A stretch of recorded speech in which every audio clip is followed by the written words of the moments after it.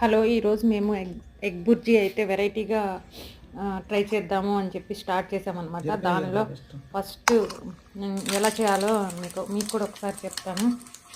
అదేంటంటే ఉల్లిపాయలు, పచ్చిమిరపకాయలు, కొంచెం రుచికి సరిపడా సాల్ట్ ఇవన్నీ వేసేసుకొని మంచిగా దంచుకొని రోట్లో తాలింపు పెట్టేసుకొని దానిలో చిన్నగా మనం ముందు రోట్లో దంచుకున్న పచ్చిమిర్చి, ఆనియన్, గార్లిక్, సాల్ట్ వేసి ఉంచుకున్న పేస్టు ఆ తాలింపులో కొంచెం కొంచెంగా వేసేసి మంచిగా దాన్ని బాగా ఫ్రై చేయాలి. అది కొంచెం గోల్డెన్ బ్రౌన్ కలర్ వచ్చిందాక ఫ్రై చేస్తూనే ఉండాలి.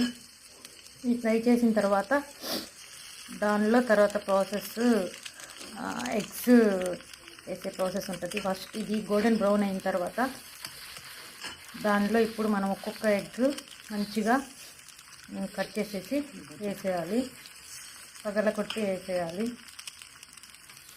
ఎగ్స్ వేసిన తర్వాత దాన్ని కొంతసేపు అలానే, అంటే వెంటనే కదిలిచ్చేస్తే అవి చిన్న చిన్న ముక్కలు అయిపోయి టేస్ట్లో కొంచెం తేడా వస్తుంది అనమాట. అందుకని కొంచెంసేపు వాటినైతే మంచిగా ఉంచాలి.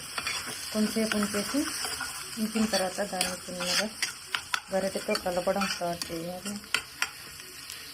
స్టార్ట్ చేసిన తర్వాత ఇక్కడ ఏంటంటే చాలా లేట్ అవుతుందండి, నేనే పగలగొట్టేస్తున్నాను.